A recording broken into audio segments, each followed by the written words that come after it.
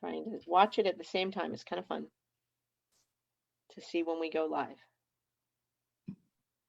Thanks for hosting this, Melissa.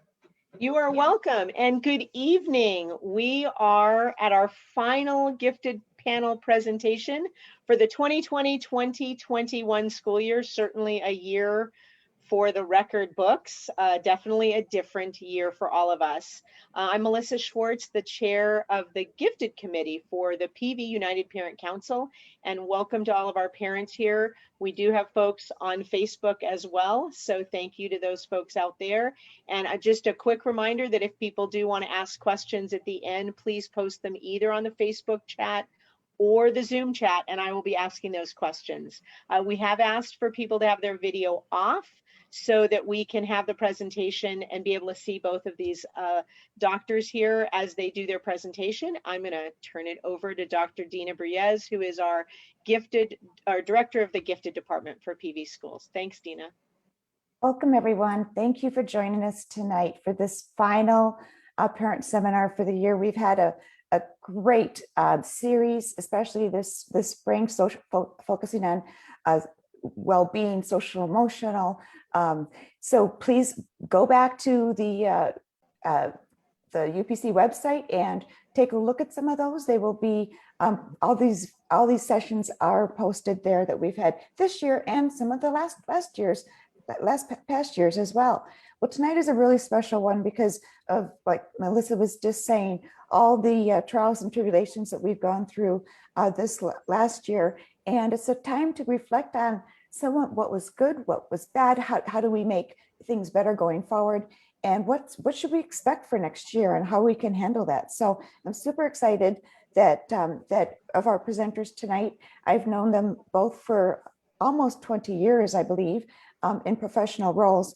And let's like to share a little bit about them. So Dr. Alison Reuter is an Arizona licensed psychologist, board certified in pediatric neuropsychology.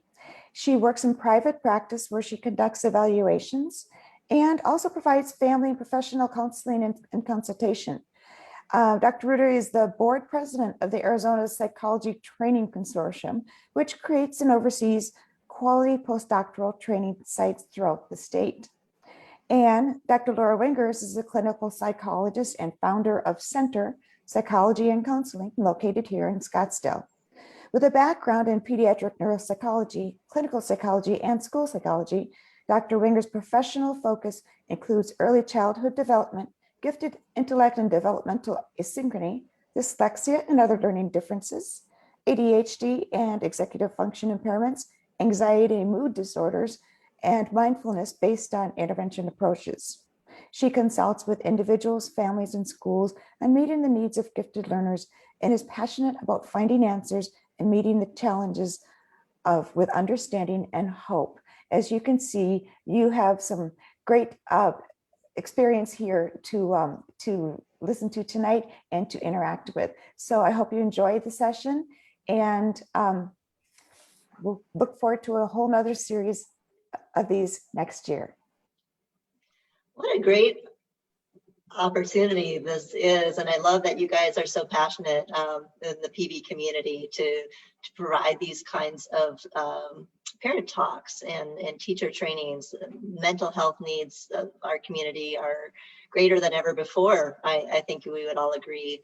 And just to see a district and to see the Gifted Department so committed to this, yeah, I think it's really impressive. I'm Dr. Laura Wingers. I'm really glad to be with you tonight. Dr. Reuter, also here, and one of my fond colleagues, and the two of us both trained actually with Dr. Paul Belgian, who is a really brilliant neuropsychologist and was a mentor to us both. So happy to be here. I think we'll just jump right in. I would like to get going with some slides here. Let me begin. So now more than ever, I think we really need to, as Dr. Briez said, take a moment to think about where we are think about where we've been, and think about what comes next. So we're really anxious ourselves to see what might come next. Where are the difficulties that we might need to prepare for, and where are the opportunities as well? So I'm hopeful that this will be a dynamic discussion. I know we're a bit limited because of the format, but I do hope that you'll take advantage of the chat feature to make some comments, ask some questions, and Melissa will be sure to share those with us as we go. I have a question for everybody. I'd like you to think about your child or children, maybe yourself, and answer yes or no to these questions. Is your child maintaining, for the most part, positive relationships with family members? Is your child getting enough sleep? How are they doing with seeing friends and interacting with them in real life? What about keeping up with academic classes, homework? And are they participating in any other activities, extracurricular activities or hobbies or sports that they're excited about? I hope the answer to all of these questions is yes. My hunch is that for many of the kids that we're seeing now, that the answer to at least one of these is no. And this is a question, or a set of questions, I should say, that I often ask families when they're coming in to see us for consultation. It's the first place I start. How are we doing with friends? How are we doing with our family? You doing okay with sleep? You getting some exercise? You getting outside and having some activities? Are you keeping up with things that are happening at school? And if the answer to any of these is no, I'm really interested in knowing what that's about. I think right now we have to have the context of the time we're in, right? And thinking about COVID-19 and the impact of this pandemic on parenting. What makes this different? We've faced other challenges in the past. What makes this different? Well, obviously, if you think back to where we were a year ago, this really rapid, dramatic change and shutdown. Clearly, it's lasted a very much longer period of time than I think many people were expecting. Many people describe this pervasive feeling of threat, right? That they're unsure. And of course, that's changing as conditions are changing around the pandemic. But there's many people still feeling that sense of how lack of control or lack of predictability we're facing here. It's clearly affecting all aspects of life for every single person. And we continue to have these changes and these transitions as we go back to school, back to work, back to our new normal, whatever that is. And I think what the research is indicating is that many people are having as hard a time adjusting to the new normal, whatever that may be, as they were with that dramatic shutdown that occurred over a year ago, right? And so this sometimes overwhelms people's feelings of being able to cope. I've seen lots of folks who say, you know what? This was a good period of time for me. There's a lot that I learned. There's a lot of lessons that came out of this. There's a lot of positives in the changes that we needed to make in our lives. But equally prominent are the many losses, losses due to illness or death, changes in jobs, circumstances, financial circumstances, loss of connections with one another. And for some kids, concerns about learning loss, right? So we have some challenging times. And then we think about the fact that we're all coping differently.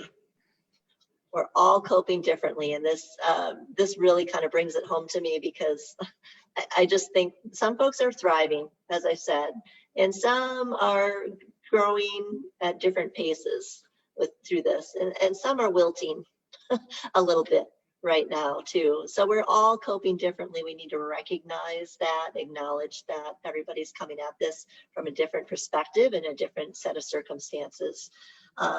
So the question I often get asked then is, well, when do we take action on this? When do I see somebody like a psychologist or another type of physician? When do I need to talk to folks at the school setting, get help in other ways? And my answer is always before these problems are significantly interfering with functioning. If it's significantly interfering with your functioning, whether that's at home, at school, in relationships, or even in just your own internal personal distress, time to take action. You want to take action before these issues make kids' lives harder than they should be or limit the experiences that they have. And of course, any time that feelings are unwanted and really out of proportion, out of control, and not going away, they're leading to avoidance, right? So our goal tonight is to talk about some ways to take action, to do that little self-assessment. Where are your children at? Where are you at in terms of coping with these kinds of things? And when might it be time to take action? So 4 ways to prepare. What comes next? Well, we're going to dive into this in more detail. The rules of thumb that I like to think of right now: control what you can. And we're going to talk about some of those things that are within our control. Control what you can and really dial in on those things. Have a backup plan. Recognize what might be a barrier this summer, what might be a challenge when we return to school in the fall. Have a backup plan. Don't be caught off guard. Don't be caught unaware. Don't have no sense of who the helpful people are in your life or in your child's life that can be there for you. Figure that piece out. We do need to talk about a third way to prepare, which is embrace the uncertainty. Recognize that there is a lot we don't know. And where can we get comfortable? Where can we have these conversations that might be challenging and uncomfortable, but really embrace that element of uncertainty and model that for our kids? And the fourth way that I think we all need to prepare for whatever comes next is to rest and recover. Rest and recover, I think is critical. And as we head into the final few weeks of the school year, I think that a lot of people's mind goes to that. We need to get through, we need to finish strong this school year, and then we need to rest and we need to recover. And what does that look like? So I really hope that that's helpful. Again, please post any questions in the chat and we'll try to address those as we go, and certainly have some time for a more open question and answer period at the end. With that, I'd like to turn it over to Dr. Reuter. Thank you, Dr. Wingers, and thank you all for having us here today. In talking about 4 ways to prepare, Dr. Wingers and I were thinking about, what are the 4 ways, and we came up with a few different ideas. And the 4 that you just saw on the previous slide are the ways that we felt were the best ways to prepare, the best way to conceptualize looking at this. But I want to talk just briefly about 4 of the other ways we thought of, because I think that we can see all of the ways almost as like a matrix. I see it as kind of a 4x4 matrix. The 4 ways to prepare on one side of on going this direction. Then across the top are 4 other ways. Within each of those things, we can look at how can we prepare ourselves and our children academically. Number 1, how do we prepare academically? Number 2, how do we prepare in all 4 of these areas socially? The third thing is, how do we prepare in these areas emotionally? And finally, physically.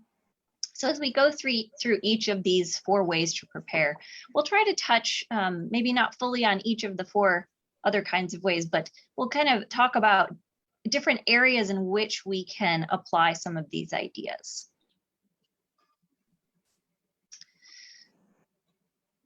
So let's start talking about what can we control? What can we control? We can control healthy, nurturing relationships. And that really embodies a lot of different things. It requires us, interestingly, to control things socially, emotionally, and physically. Those all work into building nurturing relationships, being able to sleep, having healthy sleep, having routines. One of the first things that was just so disrupted during the beginning of the pandemic was our routines. And it took a long time to reestablish some sense of routine. As we prepare for the fall and going back to school, we'll need to redo those routines again. We finally gotten into the the swing of things with the new routine, and now we got to go back to an old routine, but not really. It's not really the old routine. It's got some modifications. So we'll need to look at preparing for that new routine during the summer, and kind of getting a head start on that. Some of the other things that we may need to look at with changing routines is screen limits, finding some digital detox over the summer so that when we head back into the fall with in-person learning and a decreased stress on or focus on digital learning, that it'll be an easier transition. During the pandemic, we've really had these blurred boundaries between work and home life and school and home life. And so really creating even a pretend commute or, during the summertime is really helpful to just get back into those old routines, or those something of some semblance of those routines, working through those transitions. Our brains are really set up for routines. We need routines. And so creating those routines during the summertime as we move into the fall, not just with sleep, but also with nutrition, some of our other physical preparedness, movement, creativity, those are all going to be very important to look at in the summertime as a great opportunity to do some of those things. Absolutely. Don't you think it's been interesting? Folks are in different stages with all of this, right? Some folks have returned to school fully, and they have some of this dialed in. And we know that over the summer, some of that might slide a little bit. We might have a surge again of some anxiety for kids as they return to school in the fall. So that's part of what we love about these concepts of a digital detox. At some point during the summer, as we're moving through this, where's your digital detox and what does that look like? Google that term. You can find all kinds of resources and suggestions for what that might look like for your child or for your family. Same with the fake commute, which I thought was a hilarious concept, but I kind of find it's been really successful for some of the kids that I've worked with who were just not getting out of bed to go to school, or not getting ready for their day. Get up, get out the door, take a walk, grab a cup of coffee, walk the dog, something, and put on real clothes, come on back and have a schedule and a routine again, right? So I think that's kind of fun to think about those aspects of what you can control, what you can. So for those of you in the audience, I really hope you're maybe taking some notes or making some mental notes about which of these might you need to tweak for yourself. And which of these might you need to tweak for your child right now, through the summer, and again, as we approach return to the school year in the fall. Do you agree, Doctor? Yeah, I do agree. Absolutely. And there's all kinds of things on this slide, we're focusing a lot on some of the physical kinds of preparedness and things we can control, but we can control some of the other areas as well. Academically, we can look into some tutoring or some summer learning programs. Summer camps can really address preparedness for social reintegration and build that emotional wellness too as we prepare for the fall. Yeah, no, that's a really great point. I think that academic piece. So if again, think of those other 4 ways to prepare academically, where's your child at? Do you need to get a little information from their teacher to see, are there any gaps? Recognize though, there will be gaps. This has been a year where there will be gaps, and have faith that those teachers, when they return in the fall, are going to do all that formative assessment that will help it determine where those gaps are, what material they might need to revisit, and how to really get those key concepts. And know that, summer might not be a time for a lot of tutoring or, additional schoolwork, unless you have a child perhaps who genuinely is behind or learns differently, and that summer slide is more of a problem for them. But yeah, there's some really great opportunities for tutoring, enrichment camps over the summer in that regard. Anything else you want to add there? I think we kind of touched on kind of the key points. Again, though, if folks have some specific questions or want to hear more about a particular area, we're more than happy to chat more about it. And we can also save some time for that at the end as well. Well, I'll jump in here with one. There isn't a question here, but boy, digital disconnect. Okay, I have teenagers, right? So their community has been online. So not only do we have the schooling, which has been, 6, 7 hours, whatever it is, but then they jump back on and spend the weekend because it's the only way they've been able to connect with any of their friends. Right. So how do you find that digital disconnect? That is the $1 million question. Right. And I think different approaches work with different kids and different families. For some families, we recommend just a digital vacation where everybody just leaves town and leaves all their electronics behind. That's not realistic for a lot of families and for a lot of teenagers either. We also sometimes recommend kind of a stepwise approach of, where are we right now? Let's get a baseline. You're on a device 10 hours a day. Next week, let's try 9. And the week after that, we'll do 8. And within those hours, how much of it is gaming or chatting with friends or learning, and identifying what a reasonable amount of time for each different activity is. I know that we spoke to this a little bit when Dr. Wingers and I presented earlier this year, this millennium, whenever it was that we presented towards the beginning of the pandemic, of really focusing more on the content of the screen time more than the amount of time, the quality over the quantity. I think now as we move towards fall and being back in school, the focus does need to be a little bit more on quantity and kind of decreasing that amount of time that we're on screens every day, but still focusing on the content of what's, what we're consuming when we are on the screen. And also, I think most parents, we didn't grow up with devices and screen things and having our social lives so connected. And so on some level, we need to be sensitive to the differences of being a kid now as opposed to being a kid when we were kids. But by the same token, encouraging and rewarding those in-person social interactions. So encouraging and nurturing those social interactions. But again, maybe you can make an agreement with, 50% of your social time has to be in person and the other 50% can be on screen. Again, it depends on the family and the teenagers or the kids, but those are some ideas to start from. Do you have any other ideas, Dr. Wingers? No, those are all such great points. I want to just emphasize something you said, which is the stepwise approach, this more gradual approach to detoxing or disconnecting.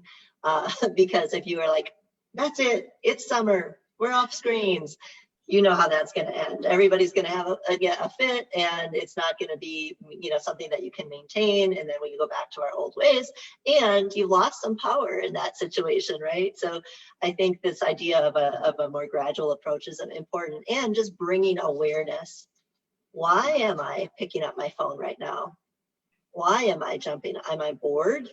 Am I lonely? Am I avoiding something, or do I genuinely just want to connect with friends or game or whatever? I think we have to. For me, the rule of thumb is always about balance. So again, those questions I asked in the beginning: are you having healthy relationships with your family and your friends? Are you seeing them in real life? Are you getting decent sleep? Are you keeping up with your responsibilities? Are you doing other kinds of activities? If you are, all right, you're probably doing okay with your screen time then too, is my guess. Not all the time, of course, but you're probably doing okay. So it is really, for me, about finding that balance.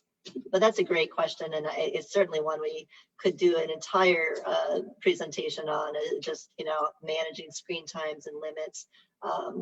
And knowing that there isn't a one-size-fits-all approach to that, but it's something you need to be thoughtful about. You don't want to be reactive when it comes to screen time. You need to have a policy, you need to have a philosophy, and you need to teach kids to use screen time responsibly. As you said, there's different kinds of screen time, right? There's some high quality stuff. Screen time is awesome. I want it, I need it, it's important. There's also screen time that's kind of junk food for your brain, or kind of unhealthy for your brain. And it's important to recognize that as well and be able to step back from that if you need to.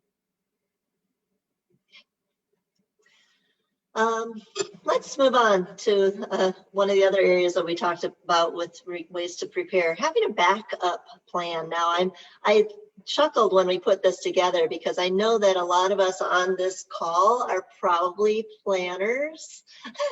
We like to plan. We like to know what's going to happen. We like to have some control. And boy, if this pandemic hasn't humbled us in that regard, then nothing will. So control what you can. Yes, there are certainly a lot of things that you can manage, but also you want to have a little bit of a backup plan.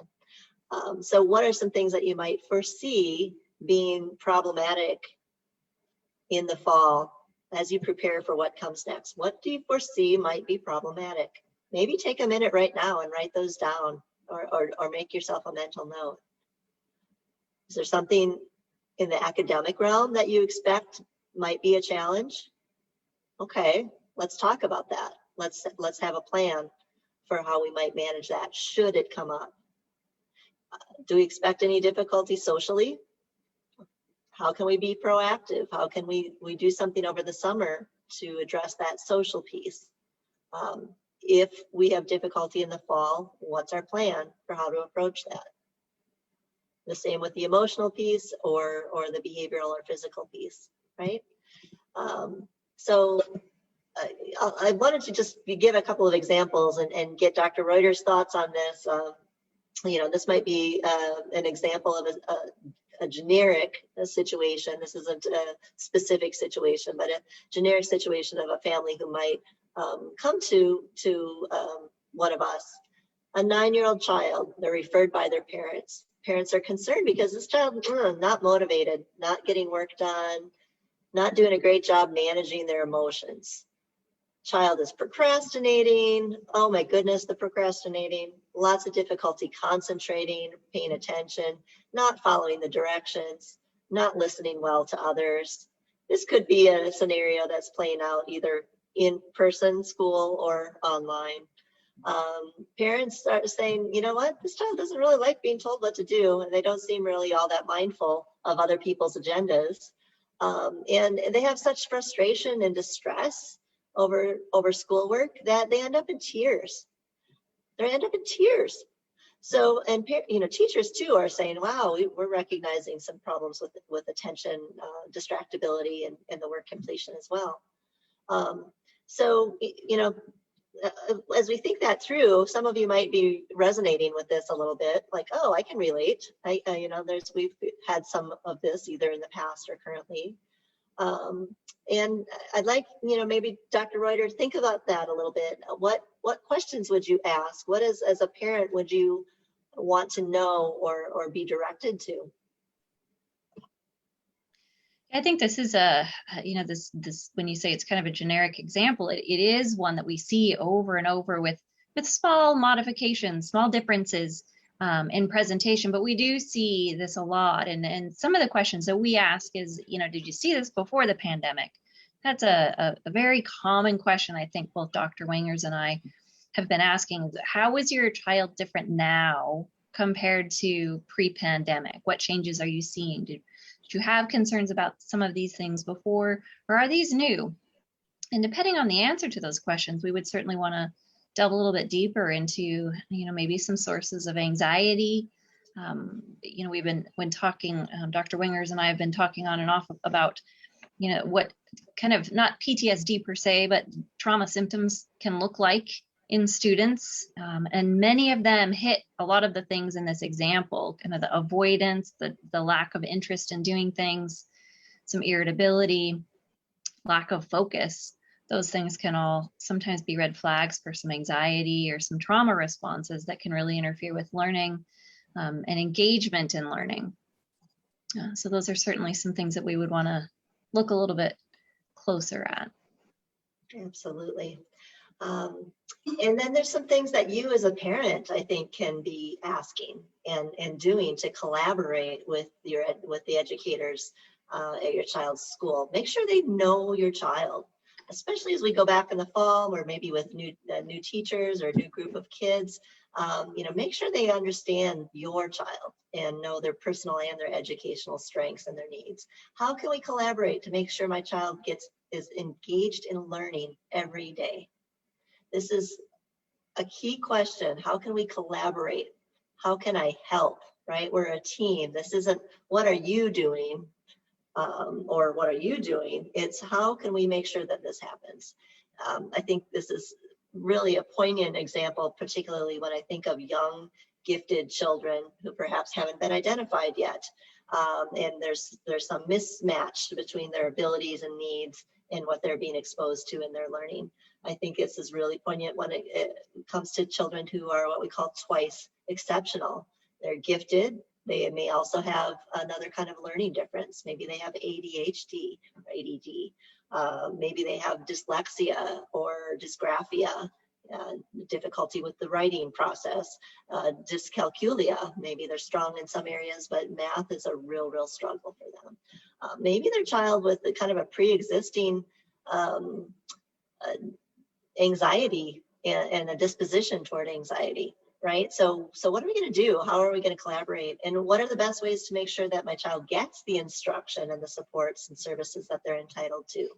I think it's very reasonable as a parent to ask, what are you guys doing differently this year to make sure that students feel welcome and feel supported? How are you giving them a sense of belonging as we return? And Dr. Reuter and I were fortunate enough to be working with some teachers recently on this very topic of how do you set the tone when you return to school in the fall?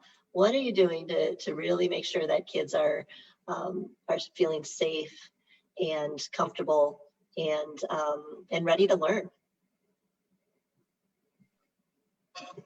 Another example, this is again, a rather perhaps generic example, nothing specific to any one child, but maybe an 11-year-old, and this child, they're coming in because there's lots of shutting down behavior, a lot of avoidance, a lot of tearfulness, really gives up easily, has a really hard time with their frustration and can't tolerate too much. They're not finishing anything that they feel might be the least bit difficult. What parents are noticing at home, child seems to be having a lot of fears. Not necessarily pandemic related fears, but fears about things that don't always make sense. A lot of trouble sleeping. And wow, they're really negative in their evaluation of themselves, right? They say this mood can really, go all over the place. Teachers, though, they don't have that context for what's happening at home, but they do know, in this particular case, perhaps a issue with mathematics, but again, that really kind of shutting down, closing down behavior in the classroom. So Dr. Reuter, thoughts on a situation like this? Yeah, again, first question is, when did you first notice this? And then really agreed, looking at, is this more of a kind of an emotional change that's happened in the past year, or is this a frank learning disorder that has been maybe gone unnoticed because, in very bright children, that tends to happen until they hit a certain level of difficulty, and then we see it come out. And when a child suddenly, who's done very well in school for so many years, suddenly has difficulty, it's very difficult to know how to cope with that. And so the shutting down happens, the tearfulness happens, the negative self-talk happens. And so again, those are signs that there might be something else going on. Mm-hmm. Absolutely. So again, some questions to ask, and how then are you measuring my child's engagement? This I know was really a problem during the starting process of online learning. You know, kids were not turning on their cameras and not turning on their mics, and it was really hard to know, you know, how to engage that. Well, teachers have risen to the occasion admirably, in my opinion. They have my complete respect for how they've kind of risen to the occasion of all that's been required of them during this time. But again, as we move into the fall, how are you making sure my child remains engaged? How are you making sure my child really is feeling that sense of belonging and having a voice in their learning environment? One thing that we're hearing from teachers and kids and parents is that they're really craving that interaction with one another. So what are those opportunities going to look like? How are they going to be able to engage with each other? If my child's struggling socially, emotionally, behaviorally, what other supports might there be at school or in the community? And again, how can I help? How can we collaborate on this together? Go ahead. I think that's a really important point. What you just said is how, you know, approaching it with how can we help you as a teacher? How can we collaborate? We have a question online about what is the best method to start these conversations with educators. And I think one of the most important things to help educators remain receptive and feel supported is by starting the conversation with acknowledgement and validation of the difficulties that the teachers are going through now too. Our kids are having a really hard time. And teachers likewise are really struggling to keep up with the changes in the classroom, keep up with the diverse, even more diverse needs than normal among their students. And so it's starting a conversation by saying, you know, Mrs. So-and-so or Mr. So-and-so, you must have had a heck of a year, and we're so grateful to you for all of the things that you've done and continue to do for our kids. And I imagine it's been exhausting for you, and that you continue to find new ways to help our kids. And we're, you know, so validate, acknowledge the difficulties, validate that the teachers are already working very hard too. And then say, come get into some of these other questions to ask that Dr. Wingers has talked about in the spirit of collaboration. Here's our concerns about, you know, our child, and we'd like to collaborate with you. You're not alone. Let's figure this out together. For sure. Yeah. One other thing that I would add to that in terms of that, having that conversation, and you might roll your eyes or chuckle at this, but I've had it happen where parents have brought something to me that tells me a little bit about their child in a really cute and creative way. Like, I don't know if you remember back in, I don't know, first grade, you were the student of the week. And when you were a student of the week, you're like, this is who I am, and this is who I live with, and these are my pets, and this is my favorite color, and you know, all of those little sweet little things.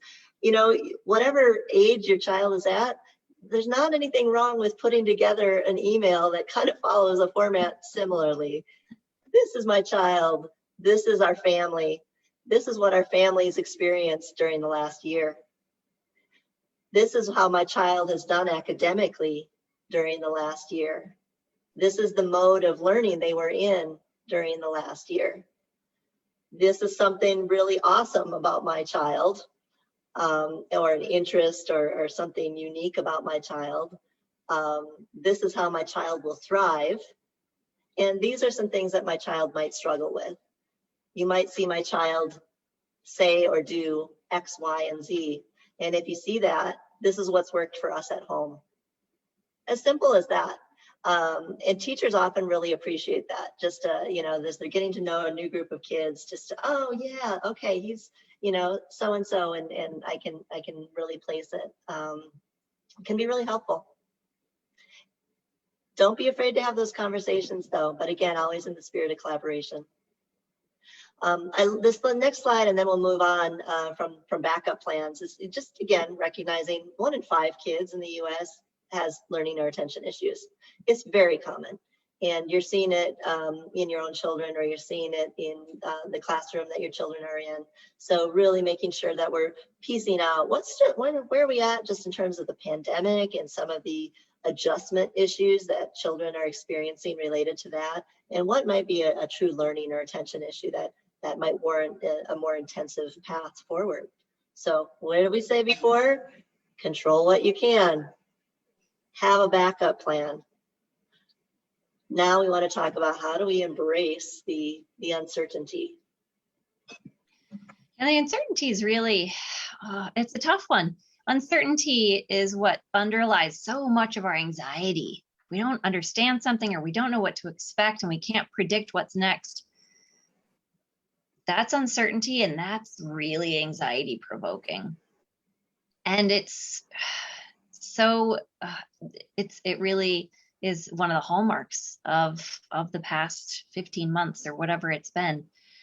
And talking about this uncertainty is important, and knowing and being brave to talk to your kids about their concerns, and remembering to turn your phone off before you make a presentation.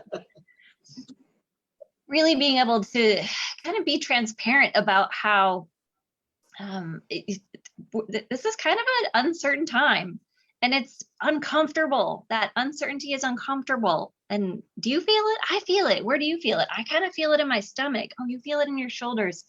You know, talking about what that uncertainty feels like, normalizing it, and increasing tolerance in doing so.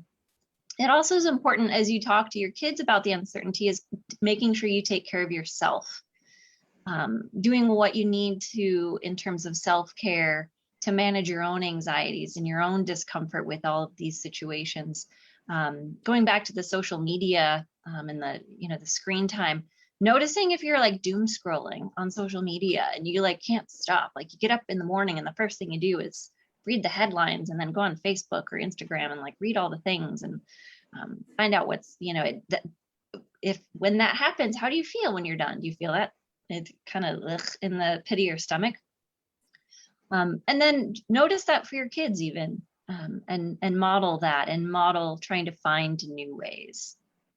Certainly, and there's been all kinds of research on this, the prevalence of anxiety has really increased in the last year, not just among kids, but among adults as well. And there's lots of diagnoses and misdiagnoses and all kinds of things flying around. But at the core of it is really this uncertainty about everything. When we're looking at embracing uncertainty, again, dealing with your own anxiety, and by dealing with it, I mean, find some ways to engage in self-care, whether it's taking 10 minutes to do some stretching and breathing in the morning before you get up.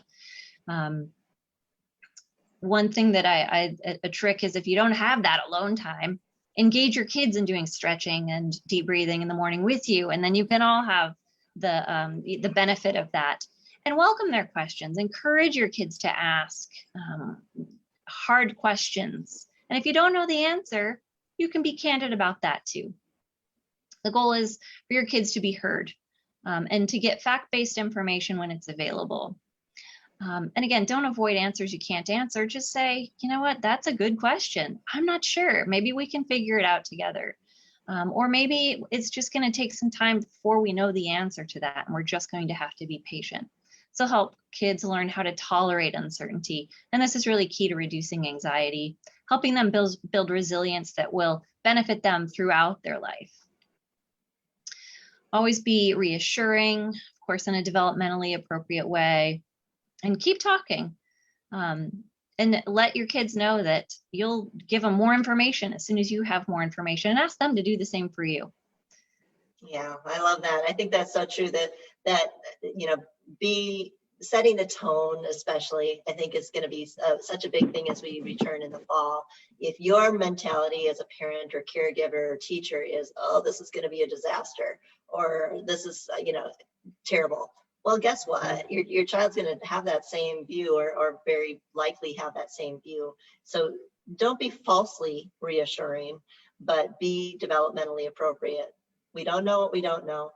We're controlling what we can. We're preparing for what we can. And we just have to kind of sit in this a little bit, in the uncertainty, and recognize that we can do hard things. Because that caregiver mental health really matters really matters. Over and over, the research on, the main ingredients for happy families with healthy children boils down to these two things: a sense of routine and predictability, and safe, stable, nurturing relationships. That's it, folks. It's not a bunch of fancy bells and whistles. It's really, is your child, your family experiencing safe, stable, nurturing relationships?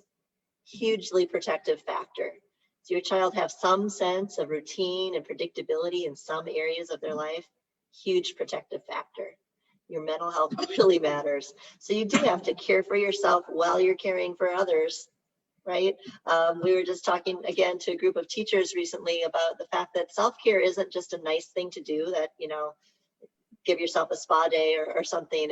That's not at all what we're thinking of when we think self-care. We're saying it's an ethical imperative, it's a professional imperative, and it's an imperative for you as a parent to really do that and make that plan. When you are in that space of caring for yourself, you're much more likely to be able to listen with compassion to whatever's going on for your child or your partner or your coworker or your neighbor. You're more likely to handle these really difficult emotions with greater ease. And I think one of the key things that I hope people are doing during this time, and again, as they prepare for what comes next, is really just reconnect with the values that give your life and your work meaning. Values-driven action it just points the way so clearly to what your priorities should be, and it allows you to really move in that direction in a healthy way. Self-care isn't selfish. We talked about some of this.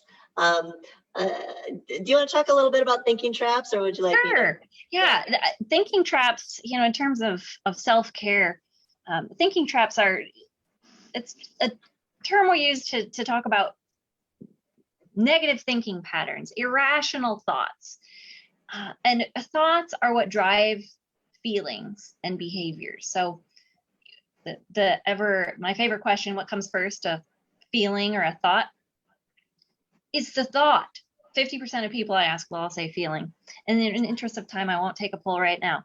But a thought always precedes a feeling. And if our thought is all kinds of crazy and it's not rational, then our feeling is going to be really uncomfortable and maladaptive. So avoiding thinking traps involves a couple of things. But the first thing we have to do is become aware of the thoughts that we're having. I oftentimes use the metaphor that's quickly going out of style because it ages me quite a bit, is the Excel spreadsheet example. If any of you are familiar with Excel spreadsheets, you have the columns, the A column and the B column and the C column.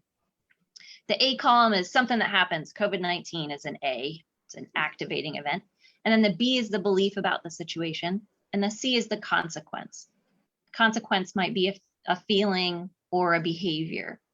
We go through life most of the time with the B column hidden. You know how you can hide columns in the Excel spreadsheet? So something happens, COVID happens, and we're anxious and shutting down, and we isolate, and we do all these things.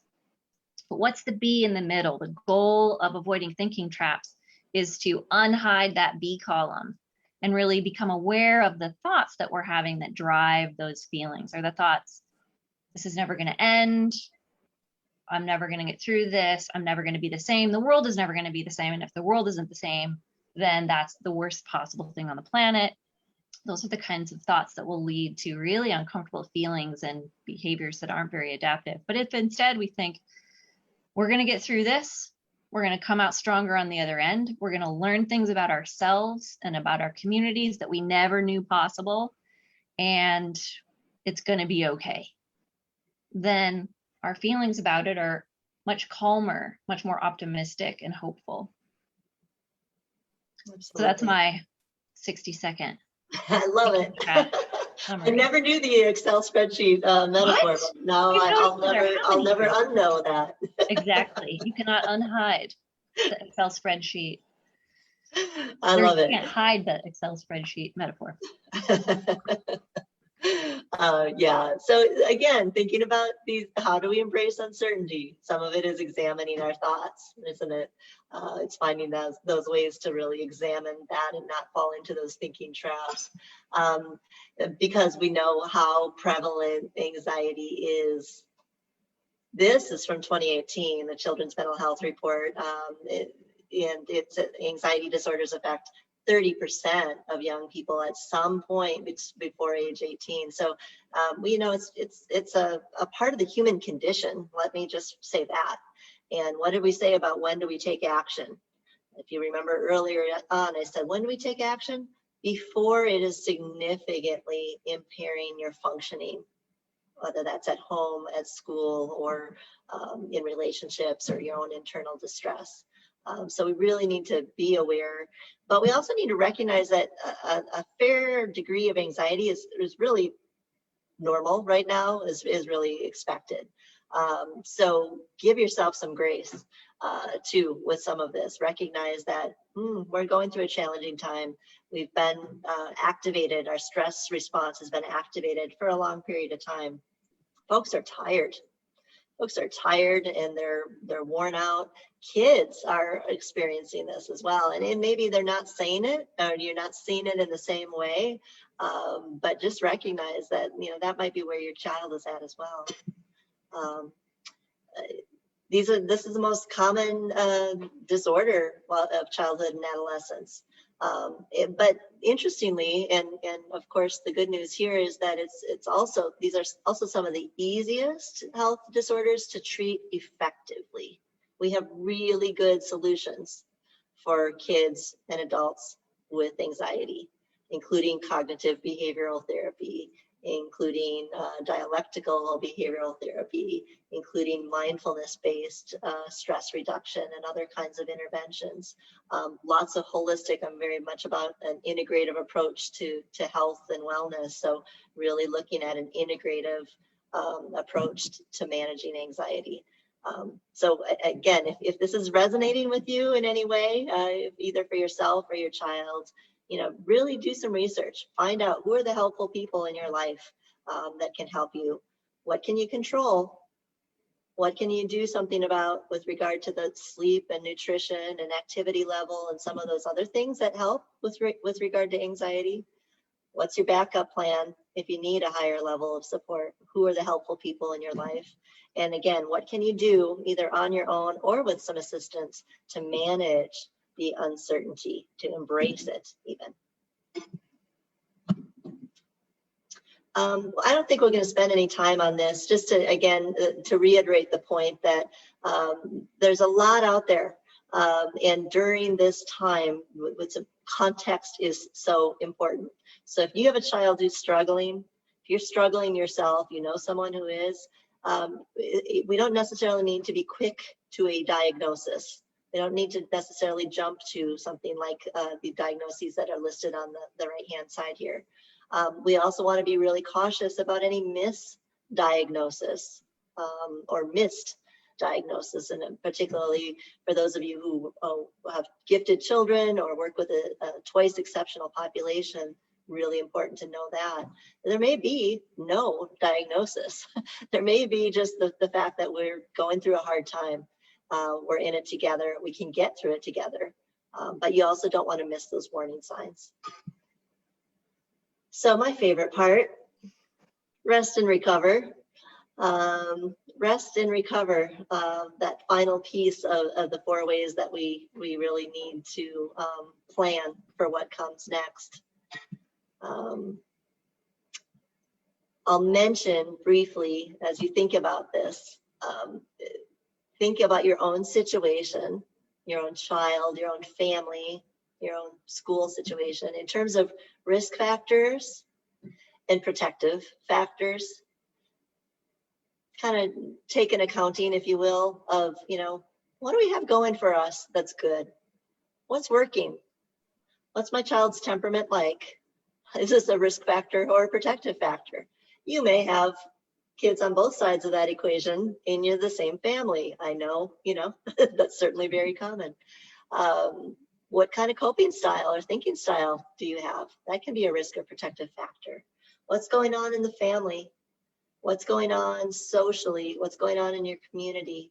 We're in a time where the old ways are changing, and there's been so much more to consider with regard to social justice and discrimination, the disadvantage and the discrepancy in people's experiences and their circumstances. You need to have difficult conversations. You need to teach and practice what you believe when it comes to these risk and protective factors.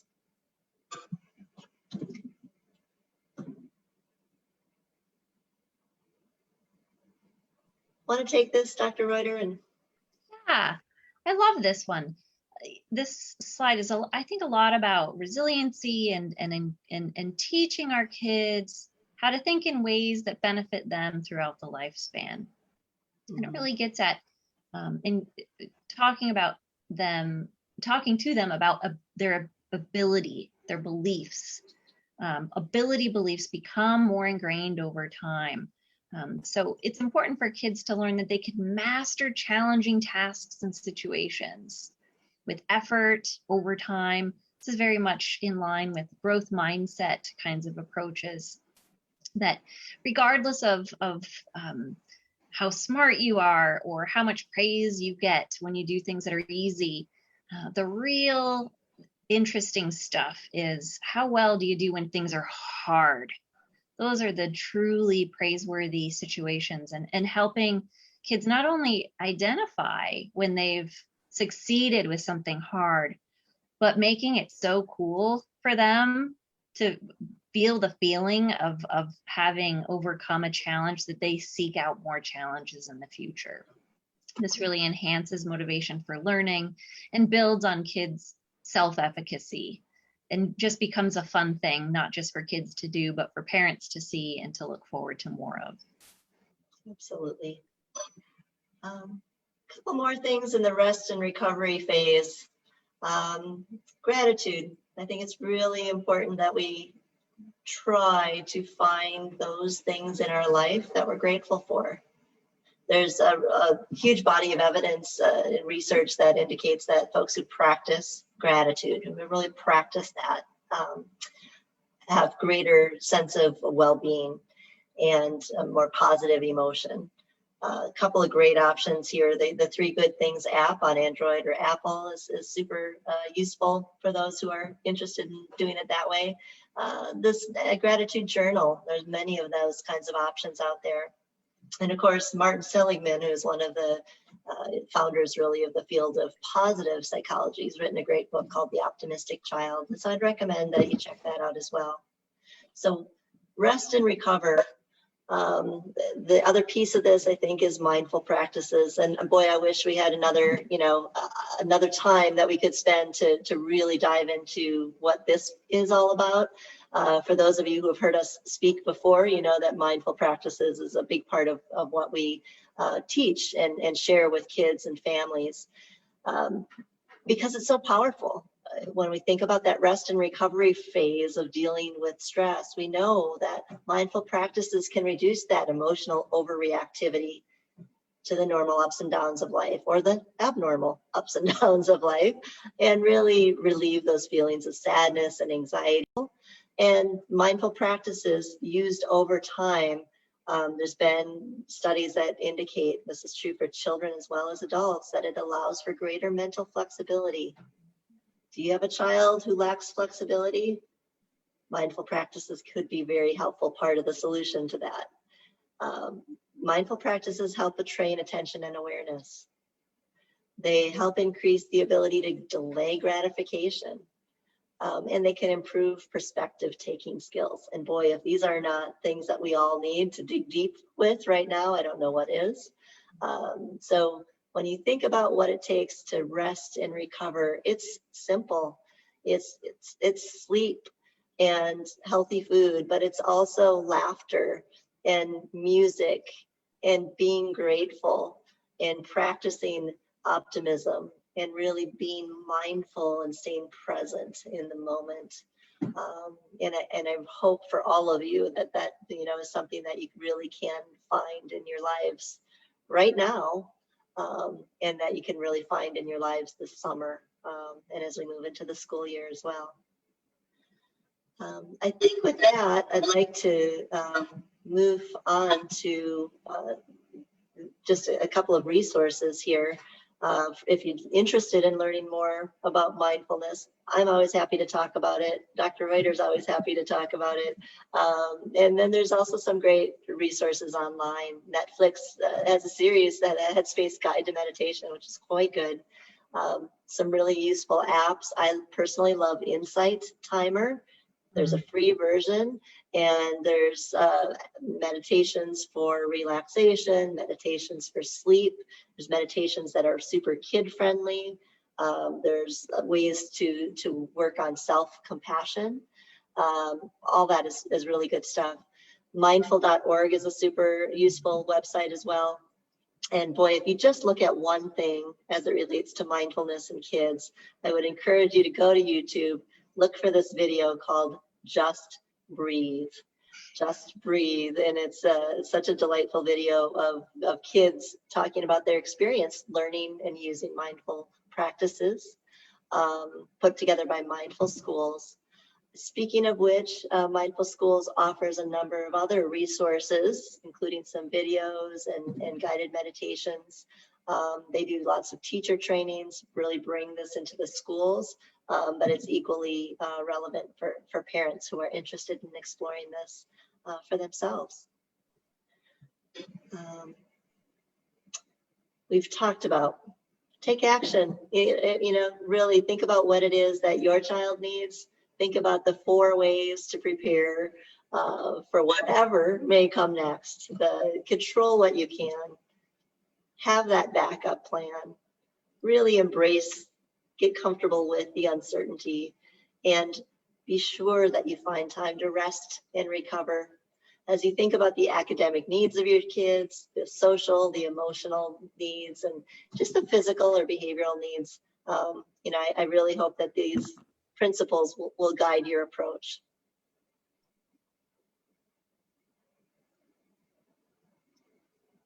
Any questions, anything more you'd like to add, Dr. Reuter? I think we've kind of covered it. Like you said, I think we could go on and on and on about mindfulness, but that will have to wait. And I believe that there might be a question. Is that right, Melissa? Yes, there is a question. And also, just as a reminder, I did post our YouTube link. United Parent Council has its own YouTube channel. So it's very easy to remember. It's youtube.com/C, which stands for channel /PVUPC. So it's very easy to find, and that's our own channel. We have years worth of presentations, including Dr. Wingers, your presentation on mindfulness. So Wonderful. that is there. Okay. You can go back and check to see if you'd make any changes on it. We'll try and get you to do a new one next year. But we do have those presentations. So if there are new parents on here that have never seen our gifted presentations, we probably have 4 or it's got to be 5 years worth of presentations that run the gamut from congratulations, your child was just tested gifted. What does that mean? With some really amazing psychologists from around the country. We now have some from around the world that have been presenting, which has been a great joy. One of the unique benefits of this pandemic is that because we are doing this via Zoom, we are able to do it with people whether they are here or not here, not in this state. So it's allowed us to travel much further and get some participants that we wouldn't normally have the opportunity to. We're very grateful for our local psychologists though.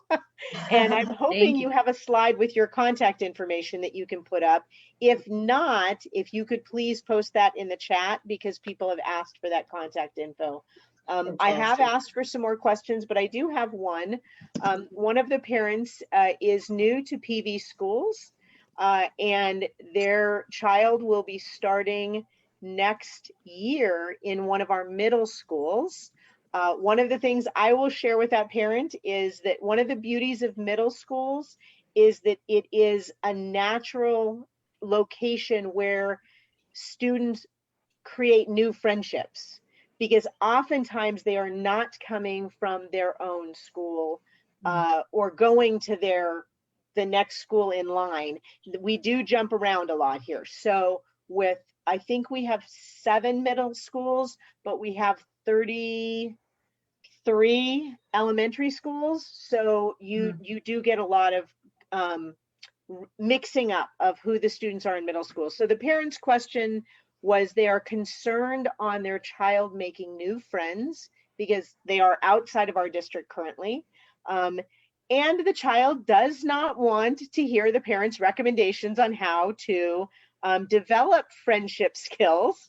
And so the parents trying to figure out how can they help them gain these skills. So I'll leave that answer to you folks.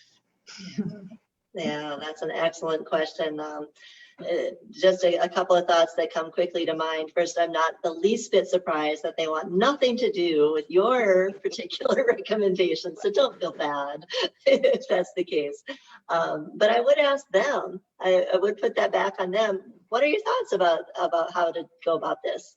How important is it to you to meet some of these kids now versus waiting until the fall? What's your comfort level, and how can we make this happen? I certainly know that, as you said, there's a lot of movement right now of people moving in different schools or different districts or different modalities for their child's learning. And so this question has come up. Depending on the age level, there's different responses to what that might be. I've had great success with some districts and some schools allowing a child to shadow. And again, during this time, it's a little more difficult to make that happen. But just if there's an opportunity to take a tour, to shadow in a classroom this spring before school gets out, or even to speak with a teacher, that can be helpful, because then you could start to make some connections to some of the kids that you're going to be seeing in the fall. I know that might not be an option right now.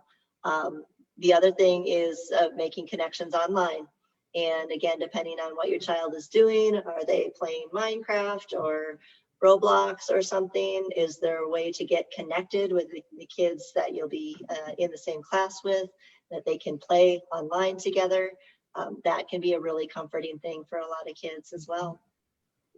I've been astounded at how well kids connect with each other online when they've never met each other before.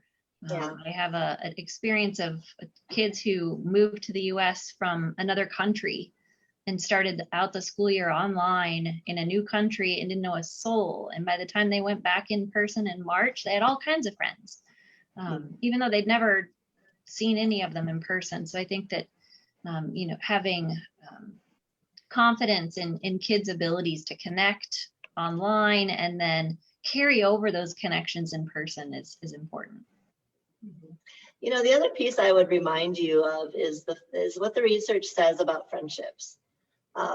It isn't always necessary to have a million friends, to be super close with everyone that you're going to be in the classroom with. The research is pretty clear that if you've got just one good friend in your life, honestly, just at least one good friend in your life, it's a huge protective factor. You're going to be okay.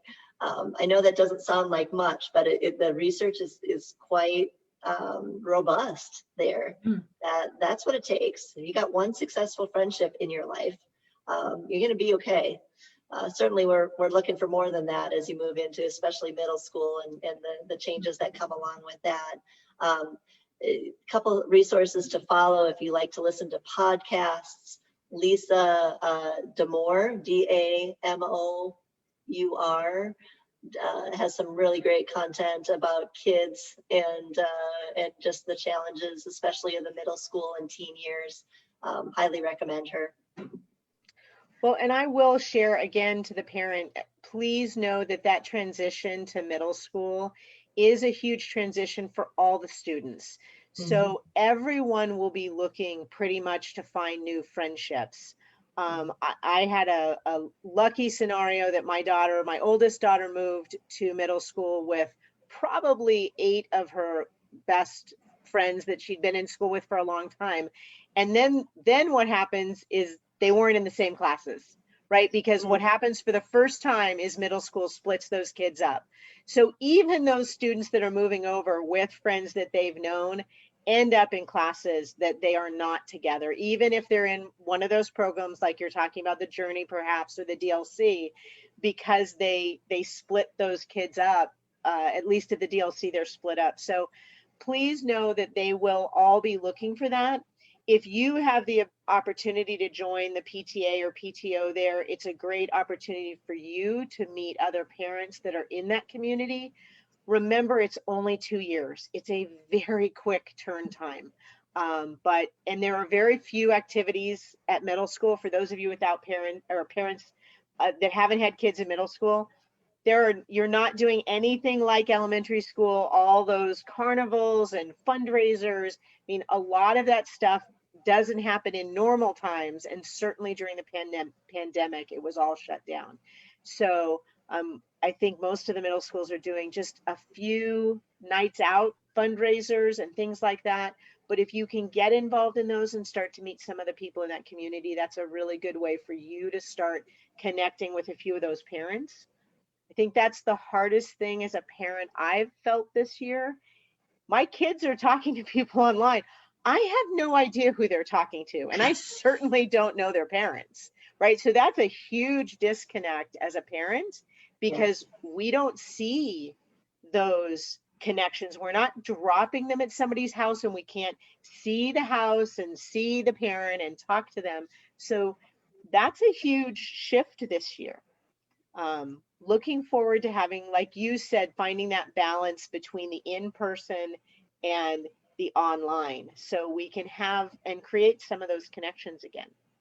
Yes, I think there's a lot to look forward to. Mm-hmm. Well, let's see. I'm getting some comments of great ideas, and parents are really appreciative. Dr. Wingers, if you could please post in the chat your contact information so that I can share it. Just type it in there, and oh, there you go. Here I am. Type it in there, and I will share that. I shared yours, Dr. Reuter, with both the Zoom and the Facebook, because I'm copying and pasting. So we have a few people on each site. So before we disconnect, I'll do that. Does anybody else have some questions before we say goodnight? Okay. And do you have a phone number? I'll add that. There it is. Got it. Let me get this to everybody.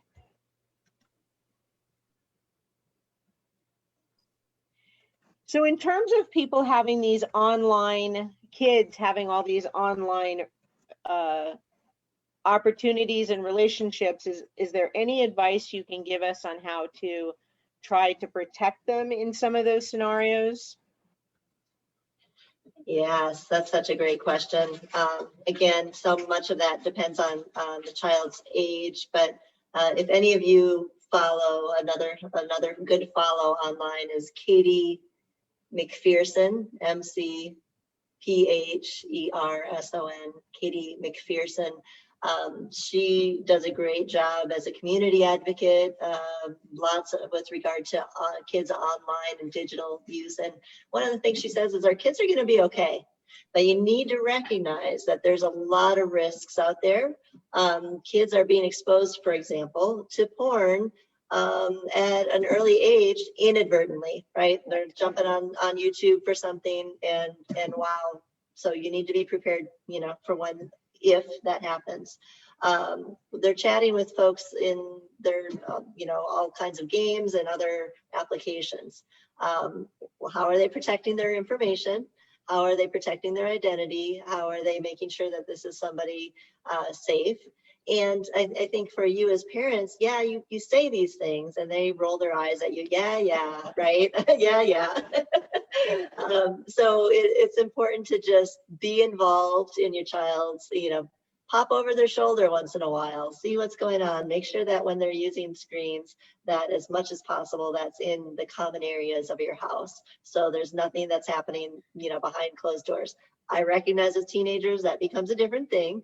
And they get really private about what they're doing, and they need privacy, and that's a developmentally appropriate thing. But there are still ways to, find out what's going on with them and keep that door open, not overreact if they share content or, share an exchange that you are internally overreacting to or reacting appropriately to, perhaps. But you need to play it cool. You need to be open. You need to keep that door open for those kinds of conversations, because that will happen. And I think most parents struggled with the computers in the main space because of the 8 hours of schooling, Yes. right? So we had to switch our system up where we had one kid in a main space, the younger child. And then for the older one, we did let her go into her own room, which we have never allowed computers in any of our kids' rooms until this year. And it was like, nope, you no choice. You got to set it up there. So yeah, life happened and we had to make some adjustments. Right. So digital citizenship is something, if parents are not aware, is taught at many of our elementary schools. Some of them have some amazing programs. We do have some middle schools that have done a full digital citizenship to help students understand, as you were talking about, Dr. Wingers, to protect your identity, your location, those key factors that, especially for the younger kids, they don't understand that nuance of, I live at Tatum and Greenway, right? It's like, wait, who are you talking to? Oh, it's some little girl. It's like, whoa, wait a minute, right? Now, if they're in the pvschools.net network, they're much safer, because these are kids that are, of course, here, and they are going to be kids because they have those email addresses, right? It's when they cross over to talking to somebody on a Gmail account that all of a sudden you don't know where those people are. They could be across town, they could be across a state border, they could be anywhere, right? You don't know that. Right. And there are some, there are some things out there like Bark, which is a parental control. Obviously, you have parental controls that you can use. Common Sense Media has some great tools for how to have those discussions about safety and digital citizenship. Dr. Lisa Stroman locally is another really good resource. She has I think she does the Digital Citizen Academy. Exactly, Digital Citizen Academy, and so that's a local resource as well. But yeah, really great questions, and again, it's an ongoing conversation. I think that needs to happen periodically with your kids to really make sure that doesn't become problematic. Yeah, we actually, United Parent Council brought Common Sense Media in earlier this year, so they had a full presentation. Again, that is in our YouTube archives, so feel free to scan through there. And I think we commented on which schools were actually, they do, a couple of our elementary schools actually run a full digital citizenship and created it through working with Common Sense Media, if I'm not mistaken. So it's a very robust program, but it's not at all of our schools. So we recognize that. Thank you, ladies, so much this evening. I really appreciate, as always, having you as our guests. Thank you. It's nice to have people in our backyard to be able to help our parents and know that, we've gotten a couple of questions asking if they can contact you. So of course they can contact you. So yes, that's why I was getting your phone numbers and stuff. So we'll make sure that that's out there. Any last words you'd like to share with us tonight? Hang in there. Yeah. Hang in there. Yeah, we are getting through it. Yeah, no. Too true, except that I heard of like 6 more cases at one of our middle schools this week. So we're like, we're not there yet. Not through it all the way, but yeah. So, but again, thank you so much. And for everyone, please join us on our YouTube channel and check out some of these old presentations. Dr. Reuter and Dr. Wingers did one at the beginning of all of this. It'd be kind of fun to actually go back and look at that. Good thing we didn't know then what we know now. Yeah. Yeah, but I think it really was a good stepping stone to, understanding that there's only so much you can do. And I remember that from that conversation saying, take a breath and we're going to get through this. And look, we're 12 months later, 14 months later, and we are getting through it. And, with some, probably everybody can say they have had some successes and some failures, but we are all making our way through this. So thank you again. And you folks have a good evening. Enjoy the cool evening air, because I think we're losing it during the daytime now. So, So true. everybody's saying thank you on there. So again, appreciate it. Thank you. Yeah, Thank thanks you. again, Melissa. Take good care, everyone. Bye-bye. Bye.